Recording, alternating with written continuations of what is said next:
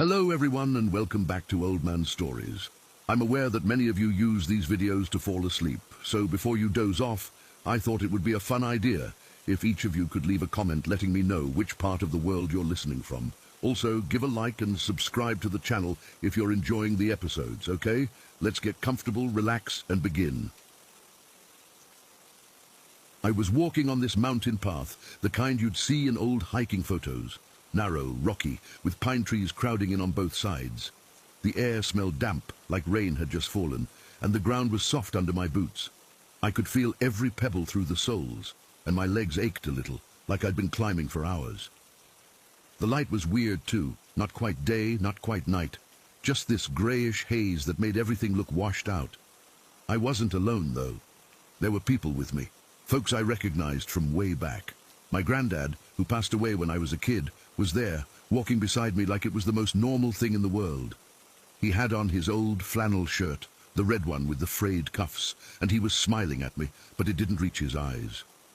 There were others, too, a cousin I hadn't seen in years, a friend from high school who died in a car crash a decade ago. All of them just walking along, not saying much, but their presence was heavy, like a weight on my chest. We kept moving, and after a while I realized something was off. No one was talking, but I could feel this understanding settle over us, like we all knew something I didn't. Then without anyone saying a word, it hit me. We were all gone. Not dead, exactly, but not here anymore. It was like we were shadows of ourselves, walking through a place that wasn't meant for the living. The path started to slope downward, and up ahead I saw lights flickering through the trees. As we got closer, I realized it was a graveyard, but not like any I'd ever seen. It was lit by these old-fashioned lanterns hanging from low branches, casting long, dancing shadows over the headstones. The air got colder, and I could see my breath misting in front of me. My heart was pounding, not from exertion, but from this deep, creeping dread that was building inside me. We walked into the graveyard, and the others sort of drifted away, melting into the shadows between the stones. I was left alone, standing in front of one particular grave. The stone was dark grey, weathered-looking, with moss growing at the base, and there, carved into it, was my name. I leaned in closer, my fingers brushing against the cold, rough surface, and I saw the date, 2080. I just stared at it, my mind reeling. 2080. That's years from now. I'm not even that old yet, but seeing it there in stone made my stomach twist into knots. I remember feeling this cold sweat break out on my forehead, and my hands started to shake. I wanted to run, but my feet felt rooted to the spot. That's when I woke up, suddenly, violently, like someone had shoved me out of sleep. I sat bolt upright in bed, my heart hammering against my ribs, and fumbled for my phone on the nightstand. The screen glowed bright in the dark room, and the time read 2:13 in the morning. 2:13. The numbers seemed to burn into my eyes. I was breathing hard, my pajamas sticking to my skin with sweat, and the room felt too quiet, too still. Outside, the wind was rustling the trees, but inside, it was just me and the echo of that dream. I tried to shake it off, telling myself it was just a nightmare, but the image of that gravestone was stuck in my head, clear as day. I got up, my legs wobbly, and went to the kitchen for a glass of water. The floor was cold under my bare feet, and the faucet dripped in that annoying way it always does. I drank the water, but it didn't help. My throat still felt dry, tight. I kept glancing around the apartment, half expecting to see something out of place, but everything was normal. My couch was there, the TV was off, my keys were on the counter where I left them. Normal, but it didn't feel normal. It felt like the dream had left a stain on reality, something I couldn't wash away. After a few minutes, I went back to bed, lying down and staring at the ceiling. I thought if I just closed my eyes, I'd fall asleep and forget about it. But the moment I drifted off, it happened again. I was back on that mountain path, same as before. The air was still damp, the trees still looming, but this time I was alone. No granddad, no cousin, no one. Just me and the path, winding ahead into the gloom. My heart started racing again, and I could feel that same dread creeping up my spine. I didn't want to be there, but I had no control. It was like I was being pulled along by some unseen force. Up ahead I saw a bridge, one of those old wooden ones you see in forests, with railings that looked like they might give way any second. It spanned a narrow stream, and the water below was dark, almost black, gurgling softly. I hesitated, my feet freezing on the path. Every instinct was telling me not to cross, but I couldn't stop myself. I took a step onto the bridge, and the wood creaked under my weight, sending a shiver through me. Halfway across, I looked down at the stream, and for a second I thought I saw faces in the water, pale, blurred, like the people from before. I jerked my head up, my breath catching, and kept moving. On the other side, the path opened up into a small clearing, and there it was. Another gravestone, similar to the one from before, but smaller, more worn. I walked up to it, my legs feeling like lead, and saw my name carved into it again. This time there was no date, just my name, etched deep into the stone. I reached out to touch it, and my fingers came away cold and numb. That's when I heard it, the wind, whispering through the pines. It wasn't just wind, though. It sounded like voices, soft and indistinct, saying things I couldn't quite make out. But one word stood out, clear as a bell. Soon. It was barely a whisper, but it echoed in my head, and I felt a chill run down my spine that had nothing to do with the cold. I woke up again, gasping, back in my bed. The room was still dark, but the first hints of dawn were starting to show through the window. I lay there for what felt like hours, just staring at the ceiling, my mind racing. That dream, the gravestones, the whisper, it all felt too real, too specific. I've had scary dreams before, but nothing that left me feeling this unsettled, this raw. Even now, as I'm typing this, my hands are still a little shaky, and every time the wind picks up outside, I flinch, remembering that whisper through the pines. I don't know what it means, if it means anything at all, but I can't shake the feeling that something's coming, and I have no idea how to prepare for it. And story 2. I still don't know how to talk about what happened that day without my hands shaking, but I need to get it out somewhere. Maybe writing it down will help, or maybe it'll just make it feel more real. Either way, here goes. I've been planning this trip to Manchester for weeks. My friend, let's just call him my friend since names don't matter here, had moved into this old house a few months back. He'd talked it up like it was some kind of fixer-upper dream, but when I got there, the place felt off right from the start. It was one of those tall, narrow brick houses you see in parts of the city, with peeling paint and windows that looked like they hadn't been cleaned in years.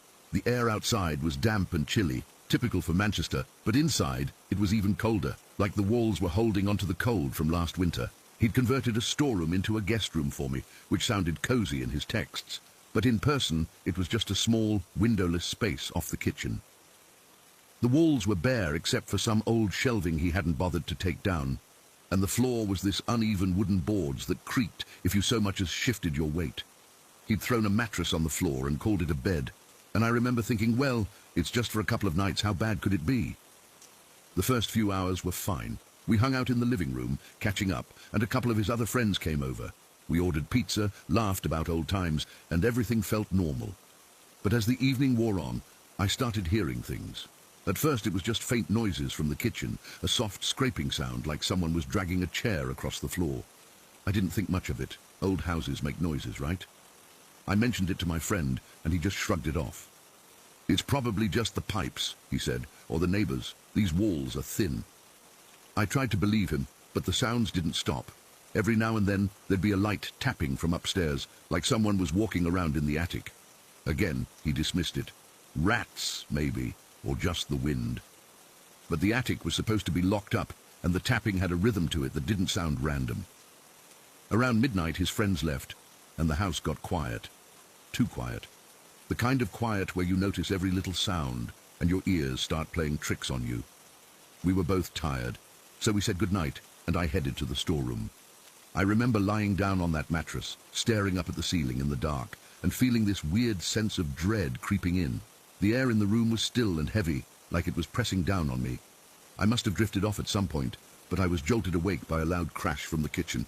My heart was pounding right away. I sat up, listening, but everything was silent again. I told myself it was probably just a dish falling or something, but then I heard it. A low, guttural whisper, so faint I almost missed it. It sounded like it was coming from right outside the door. I froze, my breath catching in my throat. I didn't want to move, but I needed to check if my friend had heard it too. I crept out of the room and into the hallway. The kitchen door was slightly ajar, and I could see a sliver of light from under it. I pushed it open slowly, and there was my friend, standing by the sink, looking confused. He turned to me and asked, "Did you break that vase?" His voice was calm, but his eyes were wide. I looked where he was pointing, and on the floor, near the counter, was a shattered vase. It was one of those ceramic ones with a floral pattern, and it was in pieces, water and flowers scattered everywhere. I hadn't been anywhere near the kitchen since we said goodnight, and I told him so. He just shook his head and said it must have fallen on its own. But the way he said it, it was like he didn't believe it himself. The vase had been on the middle of the table, not near the edge. There was no draught, no reason for it to just fall. We cleaned it up together, not saying much. The whole time I felt like we were being watched. The air in the kitchen was cold, colder than the rest of the house, and I kept glancing over my shoulder. After we finished, I went to the bathroom to wash my hands. That's when things got really bad. The bathroom was small, with an old, foggy mirror above the sink. I was staring at my reflection, trying to calm down, when I saw something move behind me. At first, I thought it was just a shadow, but then it solidified into this large, dark figure. It was tall, way taller than a person should be, and it had no distinct features, just a black, human-like shape standing right behind me. I spun around, my heart hammering against my ribs, but there was nothing there. The room was empty. I looked back at the mirror, and it was gone, but the image was burned into my mind. I felt this cold sweat break out all over my body, and my hands were trembling so bad I could barely turn off the tap. I rushed out of the bathroom and found my friend in the living room. He was sitting on the couch, looking pale. Before I could say anything, his son came down the stairs. He's about 6 years old, usually cheerful, but now he looked scared. He pointed toward the kitchen and said, "I saw another uncle in there." My friend and I just stared at each other. There was no one else in the house. My friend tried to brush it off, saying he has nightmares sometimes, but the kid was insistent. He was tall and dark, he said, and that sent a chill down my spine because it matched what I'd seen in the mirror. My friend still didn't want to admit anything was wrong. He kept saying it was all in our heads, that old houses have quirks. But then, from the kitchen, we heard a loud clattering sound. We both jumped up and ran in there. Utensils, forks, knives, spoons were flying off the counter and landing in the living room, like someone was throwing them. Not just dropping them, but hurling them with force. One of the knives embedded itself in the wall near the couch. We stood there, frozen, watching as another spoon clattered to the floor. The air felt electric, charged with something I can't describe. It wasn't just fear, it was this deep, primal terror that made my stomach twist. That's when I lost it. I grabbed my friend by the arm and said, "We need to get help. Now." He finally seemed to snap out of his denial. His hands were shaking as he pulled out his phone, but then he stopped and looked at me. "There's something I haven't told you," he said. He started explaining that the house had been in his family for generations. His great-great-grandfather owned it, and he was murdered here when he was 29. No one ever found out who did it, but the story goes that he was killed in this very house, and some people think his spirit never left. Hearing that, everything clicked into place. The noises, the figure, the utensils, it all made a horrible kind of sense.